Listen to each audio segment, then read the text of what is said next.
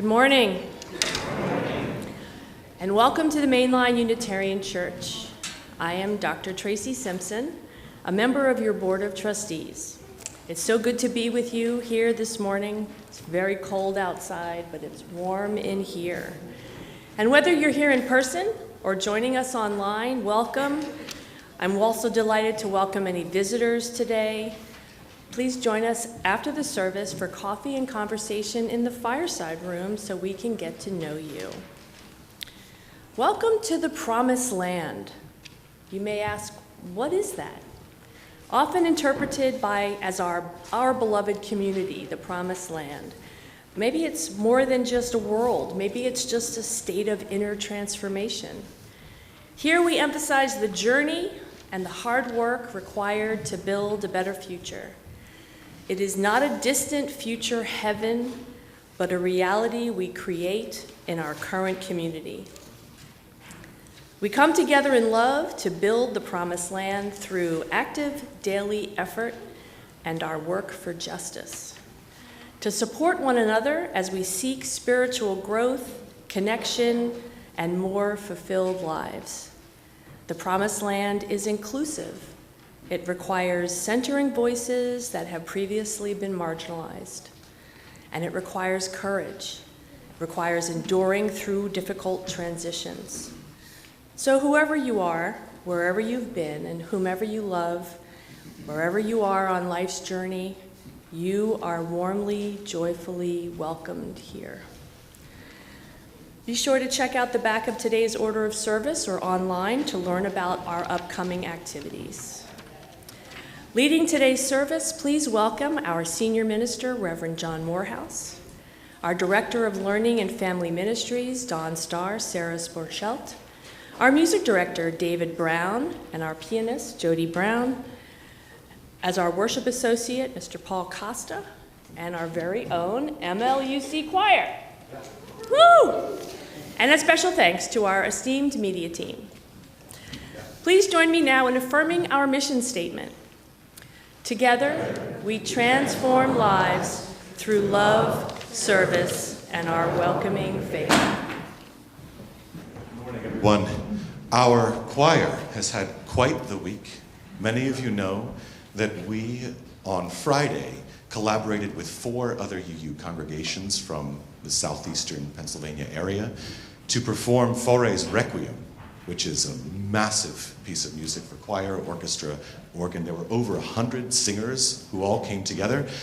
And as you can see this morning, we have actually a slightly reduced choir. I think folks are like, yeah, we sang with 100 people. We're good, we've done it. Of course, I'm kidding.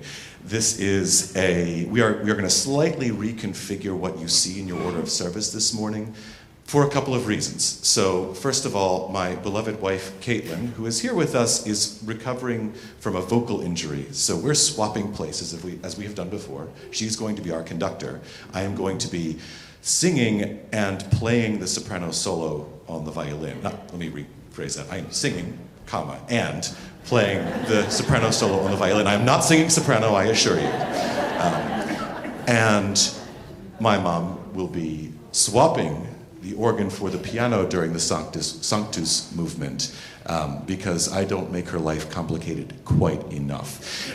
We're going to begin with the Agnus Dei movement. I've reconfigured some of the movements of the otherwise very large Fauré Requiem to craft something of an optimistic narrative to fit this morning's sermon theme, because this Requiem itself is actually a very optimistic piece, which is not something you think about when you imagine a Requiem. You'll be pleasantly surprised by Fauré's ethereal, beautiful, and again, optimistic take on the unknown.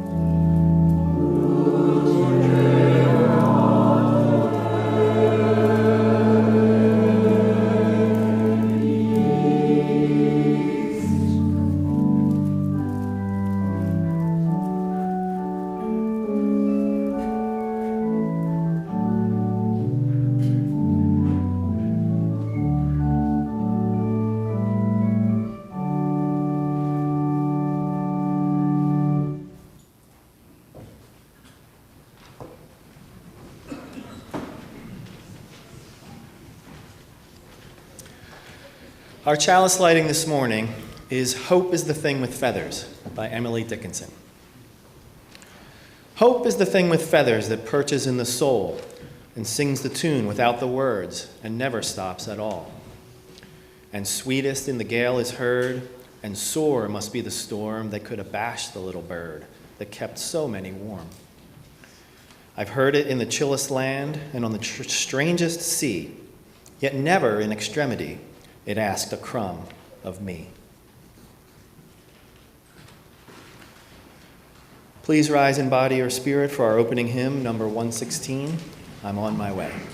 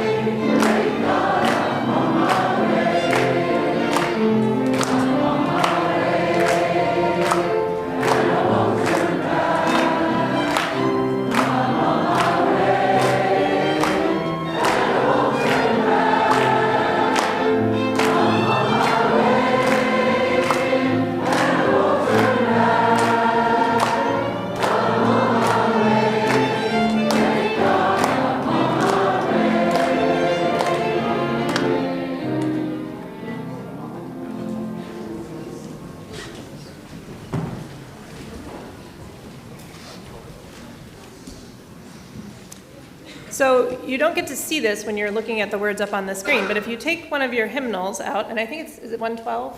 What's the number? 116. If you look at 116, at the very bottom of the page in very little type, it says Ethelred. And all the hymns, the tunes for the hymns have a specific name, and a lot of them are really old names, like from, medieval times and slightly later. But Ethelred is a lot more recent. And I bet you don't know who Ethelred is. Most of you. Maybe a few of you know who Ethelred is. So this morning's story is about Ethelred. One morning, more than 100 years ago, on the island of Jamaica. Can we have Jamaica? Because when I tell stories like this, my kids are all like, where's Jamaica? So that is where Jamaica is. The little heart is Jamaica. And the red lozenge thing that says Mainline Unitarian Church is us. So 100 years ago, on the island of Jamaica, a boy named Ethelred Brown went to church.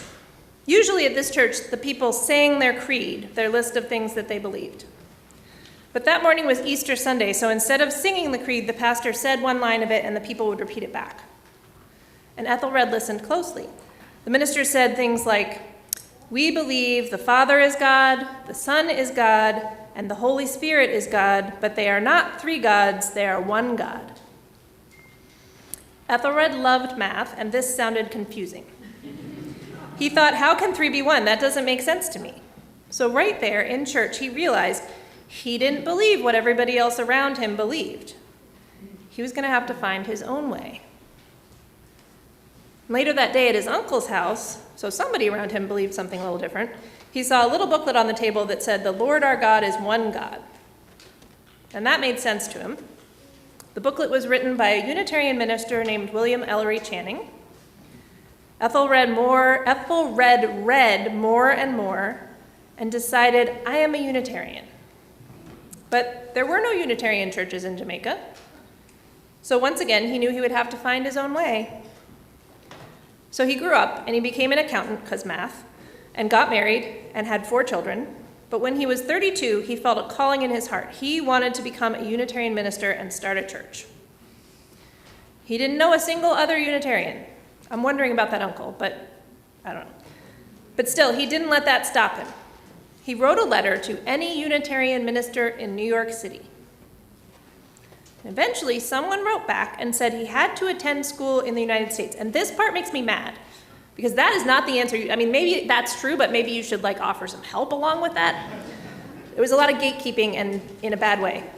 But because he didn't have much money and he'd never left Jamaica, but he didn't let that stop him either. He asked people for help and he saved money and he said goodbye to his family and he got on a boat. But the first time he arrived in the US, they sent him right back because his papers weren't right. Sounds familiar, yeah. But that didn't stop him. He fixed everything in his paperwork and he tried again. And finally, 3 years later, he made it to school. He became the first black person ever to become a Unitarian minister. But the world wasn't fair then, like we already kind of noticed, and in some ways very much like how it isn't fair now. So a lot of people told him he could only serve in a black church, except there were no black Unitarian churches. This is like a chicken and the egg problem. Did that stop Ethelred? No. He found a way. So he went back to Jamaica and started a Unitarian church himself. And after 8 years, he came back to New York City and started a new church in Harlem.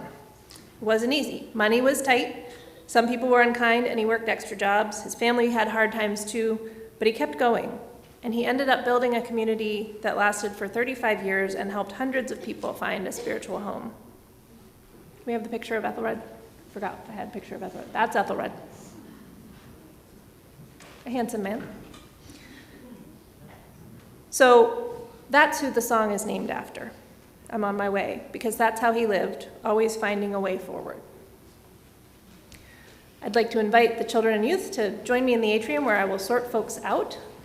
I just want to point out to everybody that our entire OWL 4th and 5th grade class is already upstairs and their parents are already in the McGinnis room. So we got a lot more people here this morning than you are seeing. We will see you at coffee hour.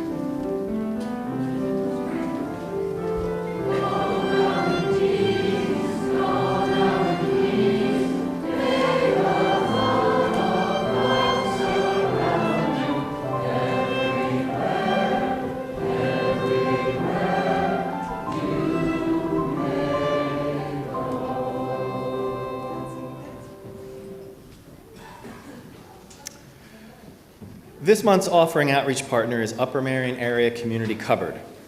We are joined today by Angela Michael, who will tell us more about their important work. Angela?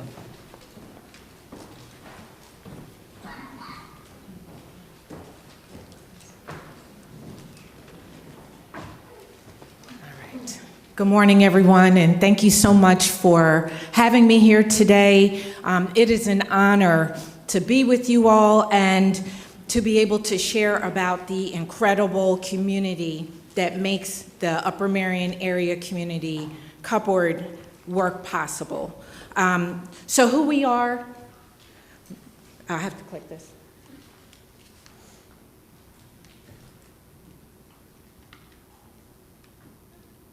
I'm not tech savvy. Okay, good. All right. So who are we? I don't know if you've ever heard who we are. We are a community pantry and resource center that serves the Upper Marion Area School District. How we started, teachers began to see that there were children coming to school that were hungry. And when you see children that are coming to school and not having food, it began to rattle the community leaders within the school district. So some of the board and some pastors and community leaders came together and said, what can we do to help these families so that these children are not coming to school hungry? They came together and decided to build a food pantry in King of Prussia. At our core, we exist to make sure that no one goes hungry, because why would anybody be going hungry in our country right now? It just doesn't make sense. And knowing this, it was important that they put a plan together to make sure that not just the children, but that the families in the area didn't go hungry as well. We believe access to food should always come together with dignity, choice, and respect. So what is our mission? Our mission is powerful and it's simple: to provide nutritious food and essential resources while creating a welcoming, choice-based experience for every neighbor who walks in our doors. And really, it isn't just about food. It's about dignity. It's about stability. It's about hope and community. I don't know if any of you have ever had to go to a food pantry before, but it takes a lot to get up, to go to a place, and to ask for food. And most people don't want to go, they don't know what to expect. But what we do is, each week, we serve about 150 families a week that come through our pantry. We're open on Tuesdays from 9:30 to 11:30 and from 5 to 7. We did that so that the people that work could still come and get food, and those that don't work can come early and get the same type of food. And what makes us so unique is that we've created an actual shopping experience. Our pantry is set up like a supermarket. As I mentioned, I don't know if any of you have ever had to go to a pantry before, but most of them, you drive up, they give you a box of food, and they pretty much tell you to keep it moving. Or you walk inside, they give you a pre-packed box of food. But what we've done is, we've created an actual supermarket. It has shopping carts. It has racks. We have tablecloths, because why not make it a place of dignity? Why not create a place where people don't feel embarrassed to come? Why not make it so that it is nice, like Wegmans and Whole Foods? Whole Foods is a nice market. You go there, it's set up very nice. So that's what we've done. And our type of pantry is called a full choice pantry. So that means that the families can come and pick and choose what they eat, what they like. Upper Marion has over 64 different languages in the school district. I believe that it's 83, but I keep it low because I'm not sure and I don't like to give the wrong information. But we try to make sure that we have kosher foods, that we have halal foods, that we have gluten-free foods, because everyone should be able to pick and choose what they want for their families. Why should I give you a box of lima beans and you don't like lima beans? So we support families to come in. We have fresh produce. We have dairy, we have protein, we have pantry staples and personal items. I don't know if you've ever heard about Share or Fill Abundant, but we are the Fill Abundant hub. So this means you don't have to come and get a can of corn. You can come and get fresh vegetables. You can get fresh produce. You can get fresh everything. You can get milk, eggs, and cheese, just like we would when we go to the market. Recently, because of our community and because of donations, we've become a resource center as well. Because I don't know how many families are here, but do you know how much it costs to buy a book bag for a child to go back to school? It's anywhere from $80 to $100. And some families that may have 4 children, so we give out book bags now. We provide coats. We provide staples, toiletry kits, and things like that. So we've become an actual pantry and a resource center. So who do we serve? We serve people that look just like you, that look just like me. Your neighbors, your friends, your members, families, working families, seniors on fixed incomes, parents that have to choose between paying rent and buying food. And food insecurity doesn't look like what people expect. King of Prussia has the 2nd largest mall in the United States, right? And it looks like money. It looks like who here would be without food? But King of Prussia has a mass food, and they call it hidden insecurity, because people would never expect that people who live there, that live in those big houses, are actually struggling to get food each and every week. And the challenge is not uncommon when you have higher living areas that people have to now decide, do I pay my rent or do I buy food for my family? I'll just share my testimony very quickly. I was an office manager at a Salesforce company. I was a human resource director, the DEI director, going to work every day. I've worked all my life. I may not look like I'm 58, but I am. And I came in one Friday, and my bosses called me on Zoom, because it's virtual, and they said, we're closing the office because no one is coming in. This was after COVID. No one was coming to the office. So now I'm faced without a job on a Friday, December the 4th. The holidays are coming. So one, I applied for food stamps. I don't get them because I've worked all my life and I'm not eligible to get SNAP, food stamps, or any of those things that you see on TV. They said I made too much money, but I'm without a job now. So what do I do? So people like me, people like you, are those that come into the pantry to get food. We have people that come in that are crying. We have people that are coming that are embarrassed. But we've created this space to welcome people to come and get what you need. So our impact, and I'm probably 487 families we serve a year. We serve 1,700 individuals. That is a great number. That is a large number. That is a number that you would not think is going on in King of Prussia, Upper Merion.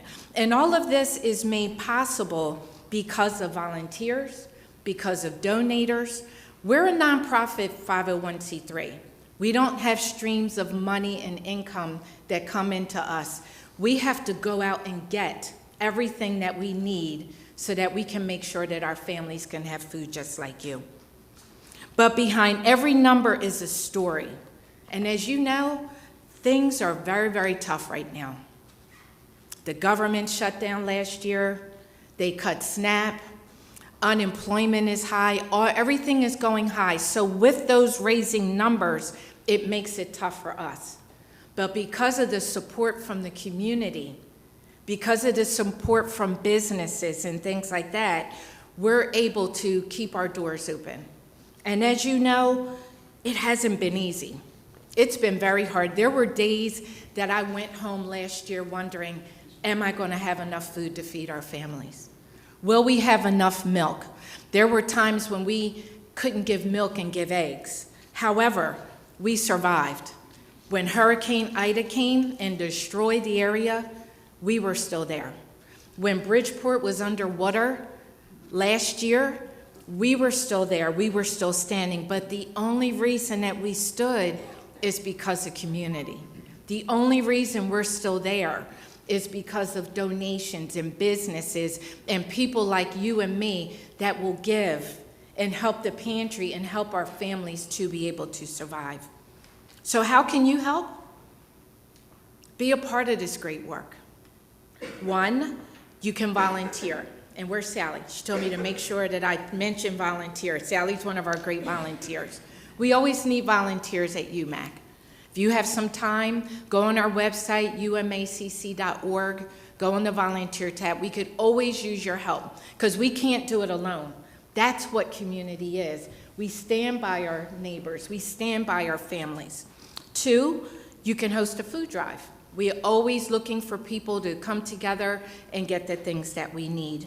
You can support us financially, and then you can also help spread the word as well, because every role matters. Everything that you do, every time you share something about us, it matters. So I'll close with this. UMAC is more than a pantry. It's a reflection of what's possible when a community comes together. When we come together, we're stronger. When we were trying to figure out what we were going to do last year, the community stepped up, and we have more than enough. We have so much food right now that we're able to help other pantries in our area. However, the government has partially shut down. They now have more cuts to SNAP coming. Now seniors that are 64 have to go and work 20 hours a week just to have food. Food should not be a choice. Food, everybody should be able to have food. So I thank you for allowing me to come. I thank you for allowing me to share. It is because of you that community is enough. It is because of you that we are able to stand through the storms that we've come through and through the storms that are coming, because we know that the storms are coming. So thank you so very much for allowing me to share at this time.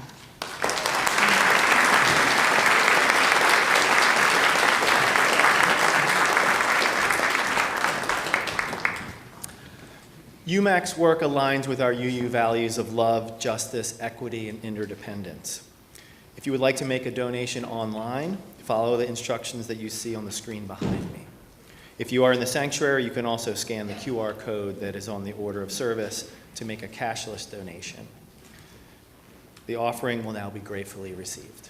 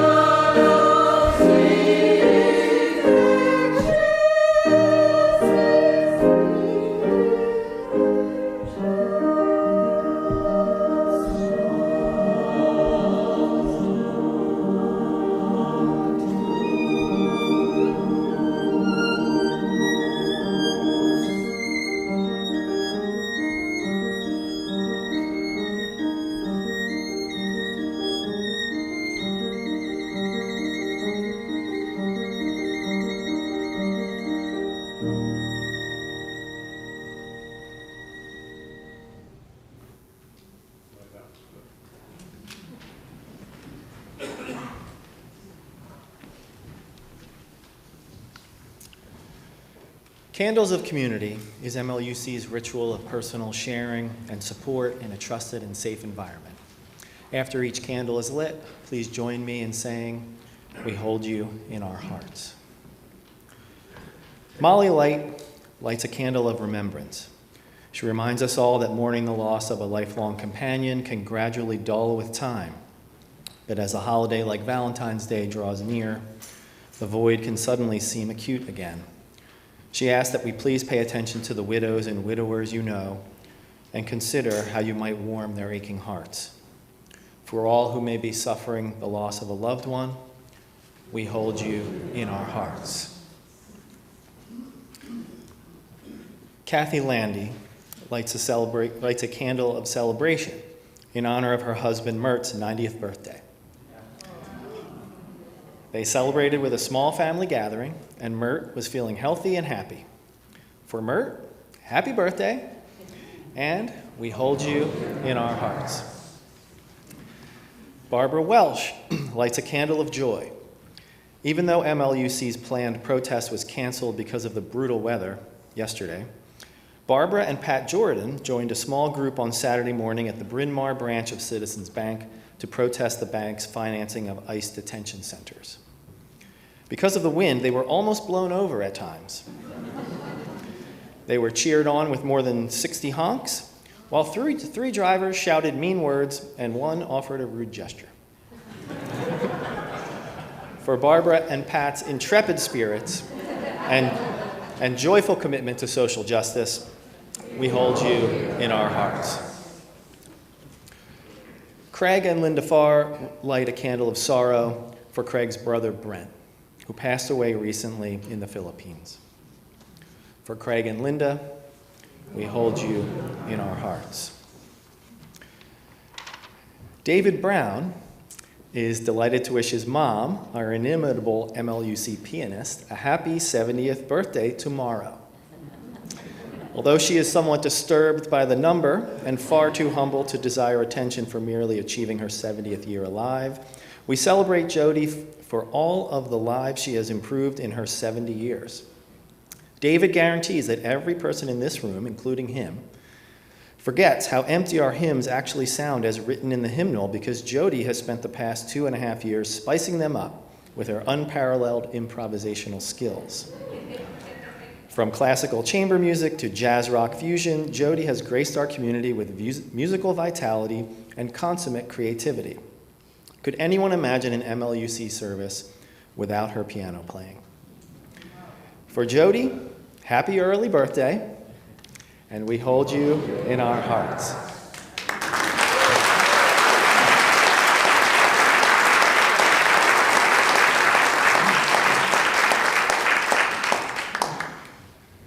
And for all of those joys and concerns that are being held, some too deep for words, we light a candle and we hold you in our hearts.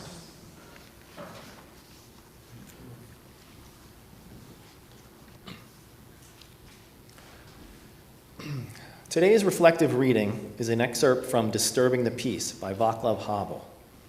He was a Czech playwright, essayist, and dissident who would go on to become one of the most influential 20th century thinkers in Europe. Disturbing the Peace has been described as a kind of confessional autobiography. He wrote, "The kind of hope I often think about, especially in situations that are particularly hopeless, such as prison, I understand above all as a state of mind, not a state of the world. Either we have hope within us or we don't. Hope is not prognostication, it is an orientation of the spirit, an orientation of the heart. It transcends the world that is immediately experienced and is anchored somewhere beyond its horizons. I feel that its deepest roots are in the transcendental, just as the roots of human responsibility are. Though, of course, I can't, unlike Christians, for instance, say anything about the transcendental. Hope, in this deep and powerful sense, is not the same as joy that things are going well, or willingness to invest in enterprises that are obviously headed for early success, but rather an ability to work for something because it is good, not just because it stands a chance to succeed. The more unpromising the situation in which we demonstrate hope, the deeper that hope is. Hope is not the same thing as optimism. It is not the conviction that something will turn out well, but the certainty that something makes sense, regardless of how it turns out. In short, I think that the deepest and most critical form of hope, the only one that can keep us above water and urge us to good works, and the only true source of the breathtaking dimension of the human spirit and its efforts, is something we get, as it were, from elsewhere. It is also this hope, above all, that gives us the strength to live and continually to try new things, even in conditions that seem as hopeless as ours do, here and now. Blessed be.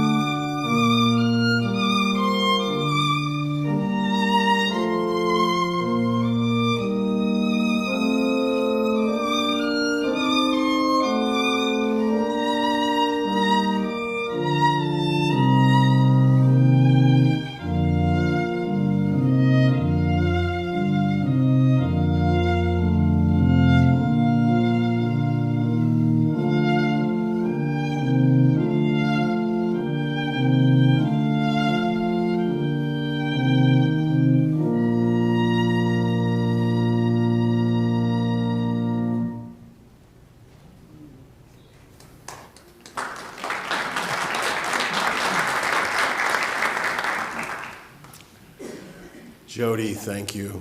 David, thank you. Choir, thank you. You don't realize, but they went to Philadelphia not once but twice last week downtown. They went on Thursday night for the dress rehearsal, and then they went on Friday night and joined those 100 voices in a full orchestra with David playing first violin, I should say. It was an absolutely fantastic evening, and I really want to applaud the music ministry here now. We had a little celebration for Jody last night. You'll see that in the fireside room there. Balloons, and we decided to light the fire. Seems like the right time, right? Yeah.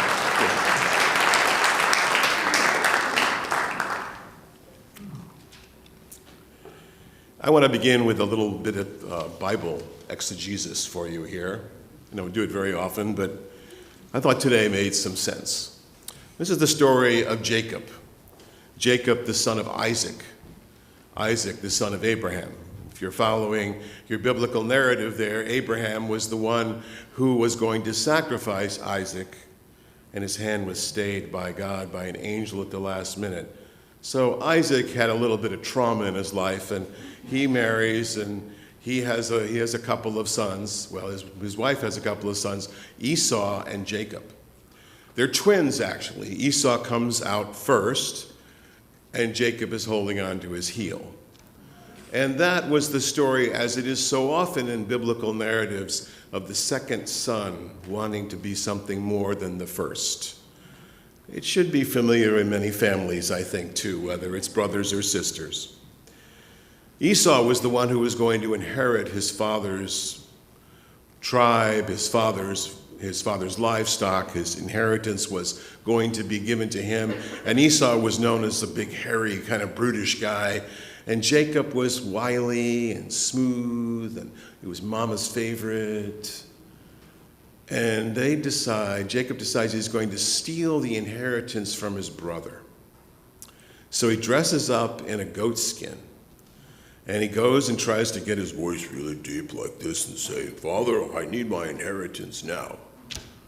And he goes and the father says, "I can't see you," because Isaac had gone blind. "I can't see you, but let me feel you." And he feels the goat skin. He goes, "Oh yeah, that's my son Esau. Sure. I'm going to give you my inheritance. Here, take it with you, and you can start your new family now." And Jacob takes the money and he runs.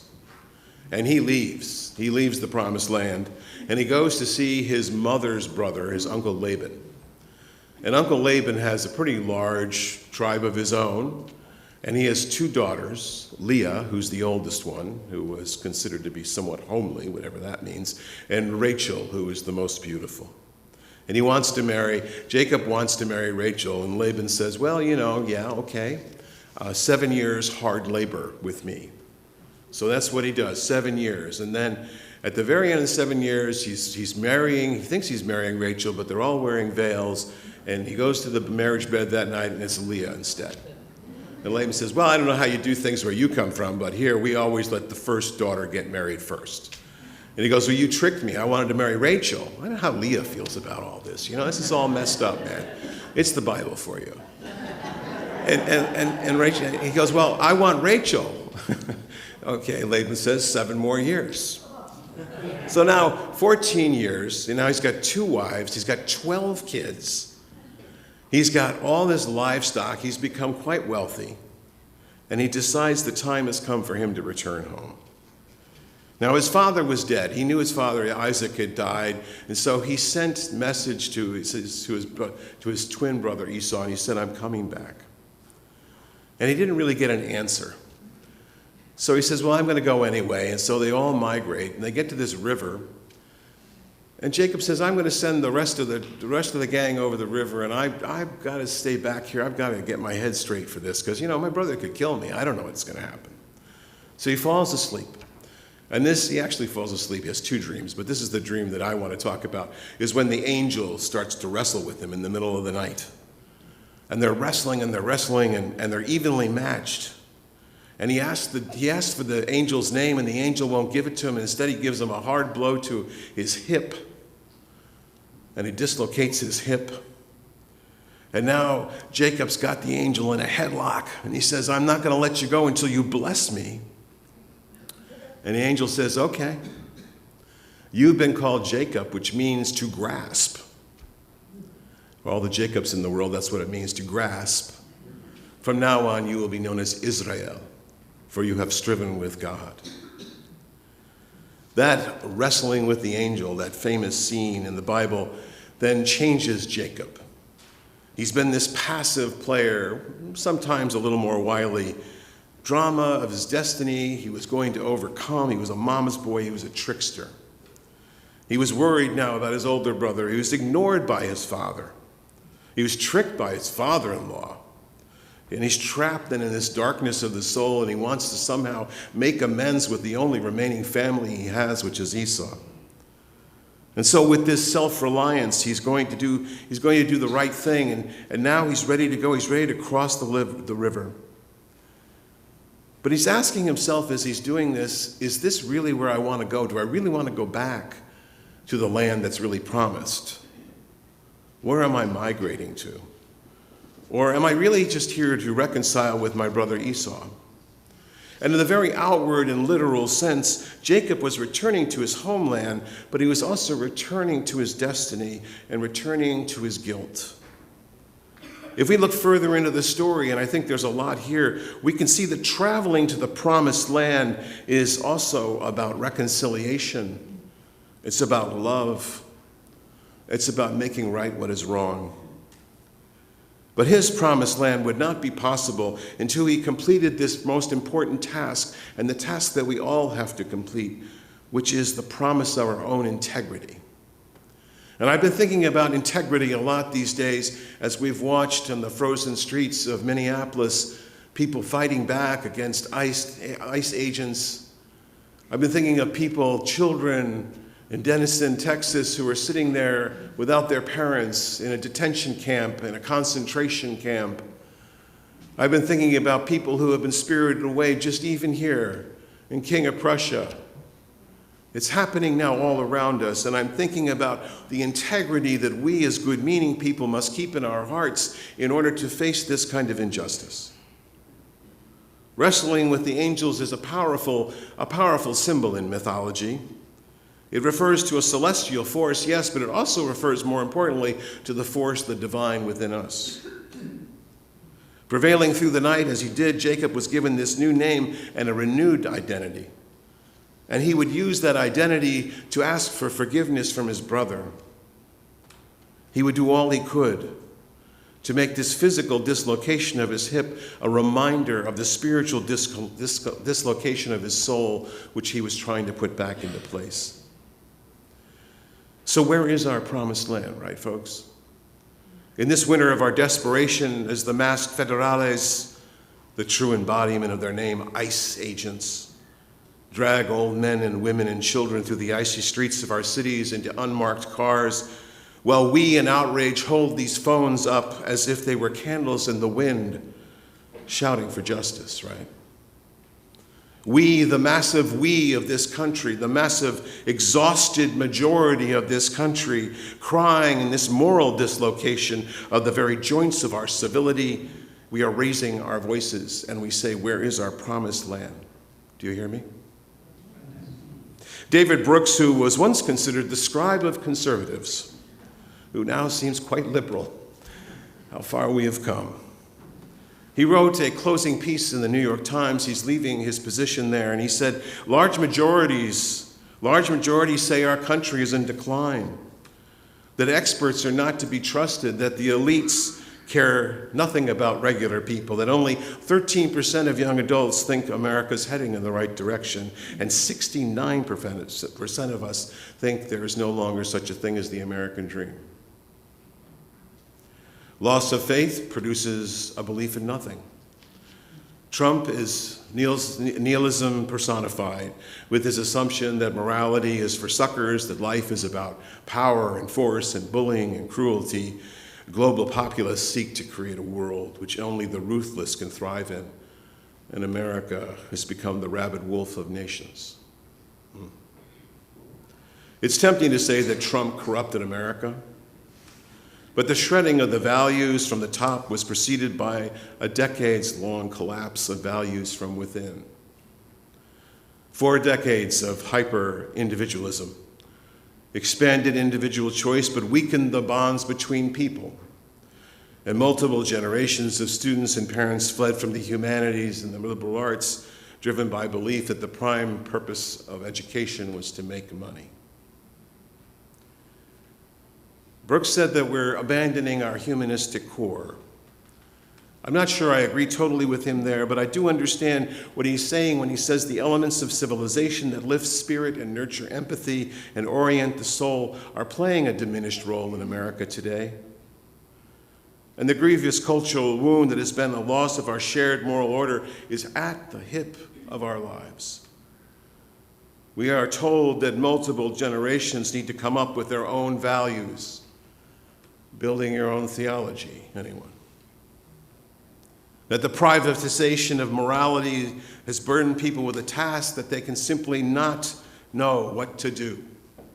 that we have had that happen to us. I have been talking to you in these weeks, some of you saying, I do not know what to do. There's no broad agreement about what is true and beautiful and good.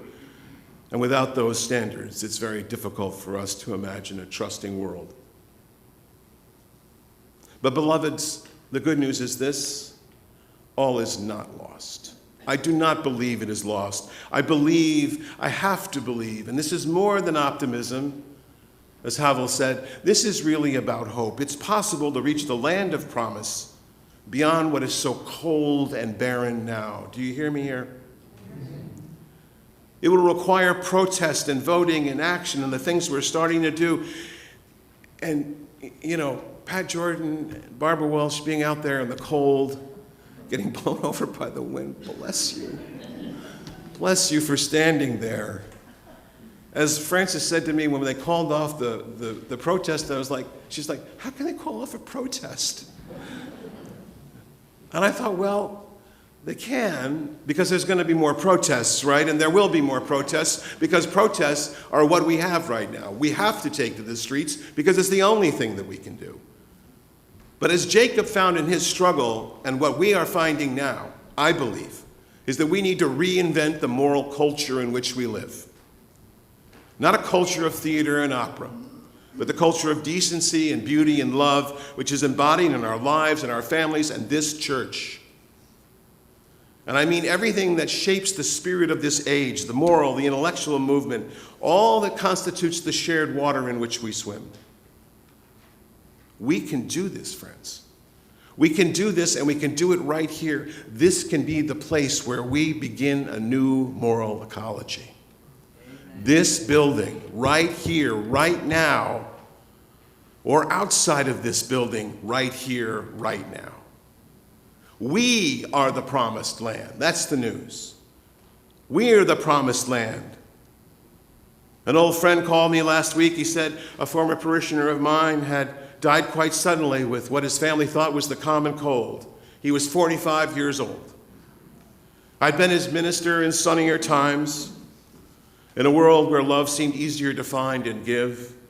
He had been so active in that church, helping those who needed help. He built ramps for people who needed to get into their homes. He fixed a roof. He collected food. He started a food festival in the shared bounty of the oyster beds of Connecticut's Long Island Sound.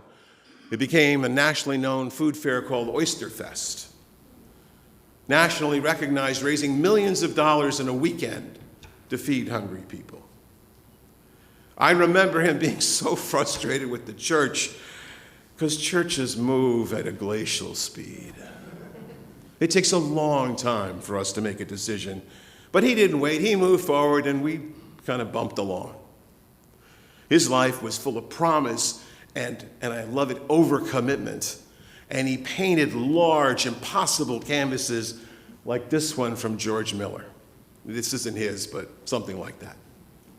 He embodied the promised land, but it could have been any of us. Can you hear me on this? It's important. We who hear spread love. We who hear help a friend. We who hear do the right thing sometimes even when we're being taken advantage of. And are we the ones to spread the love? I can't quite hear you, but are we the ones to help those in need? Are we the ones who are going to stand in the cold and hold up our cameras to the abuses of our government? Are we or are we not? And are we brave enough, friends, to be the place of resistance through joy itself, through music and joy that rises above indignation? And are we ready to build that new land, and can we start right here? Yes. The promise starts here, friends. It starts with our doubts, it starts with our judgments, it starts with our fears, it starts even with our prejudices. And every great leader in the world has wrestled with their angels. Mother Teresa, Mohammed in his encounter with Gabriel, the Buddha in the temptation of Mira, the god of death, Jesus and the devil, promising him world power. And each prophet has had to find a way to become their better selves. We all have these struggles, and we all have to overcome them because the world out there needs us now more than ever. Prophet telling is not so much the future as it is telling the truth. For someone like Martin Luther King Jr., who had plenty of struggles to overcome, the Promised Land was not just about his people, but about himself. He was aware of his shortcomings. Let's not say he wasn't. He knew about his anger. He knew about his infidelity. He knew about his impatience. He was aware of how important this was to not let those shortcomings stop his work. And Taylor Branch, in his last and most sentient book, At Canaan's Edge, talks about this moment towards the end of his life when he was struggling with these failings, when his marriage was in real trouble, how he fought inside of himself to be the prophet that he still knew he could be. I close with this. The night before Dr. King was murdered, he gave a speech at a rally in support of sanitation workers in Memphis, Tennessee. Here he is addressing a group of garbage men and their families about rights and dignity. And as with a premonition, he said at the end of his speech, like anybody, I would like to live a long life. Longevity has its place, but I'm not concerned with that now. I want to do God's will. And he allowed me to go up to the mountain, he said, and I looked it over, and I've seen the Promised Land, he said, and I may not get there with you, but I want you to know tonight that we as a people will get to the Promised Land. How do we prevail? How do we overcome the shortcomings? We do this with love in our hearts, friends. We have to do it with love in our hearts. I heard the other day that heaven may be only 18 inches away. The difference from your heart to your mind. Maybe that's all it is. That we need to understand that we have a deeper calling. No matter where we are in life, no matter even if we're comfortable, go sit by the fire, warm up, get yourself something nice to drink, but let's get out into the world. Because our hearts are beating in the right direction now. You can hear it in our music. You can hear it in the justice work we're doing. You can hear it in how we take care of one another. When Jacob crossed over into his homeland, he sent word to his brother Esau that he was coming, and now he was really full of trepidation. He was all by himself. What was his brother going to do? And he could see in the distance that there was Esau, big and hairy as ever, and a bunch of other people behind him. They were all running towards Jacob. He's like, uh-oh. He didn't know what was coming. But as Esau drew closer, Jacob could see the most remarkable thing. He had his arms out. He was running to hug his brother. As they embraced, Jacob realized that his worst fears were within him, that his brother had moved beyond the struggles of the past and was overjoyed to welcome him home to the Promised Land, perhaps to this Promised Land. May our journey in the year before us bring us closer to home than ever before, starting with our own beating hearts, that we open again to the transcendence of love. So may it be, and amen.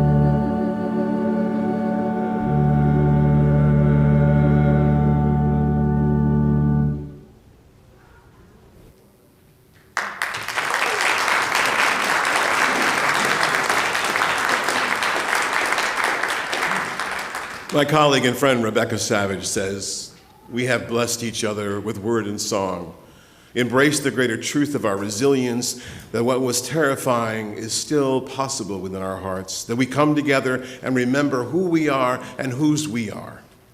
The living tradition, love fiercely, we serve mightily where we journey humbly with the spirit of life.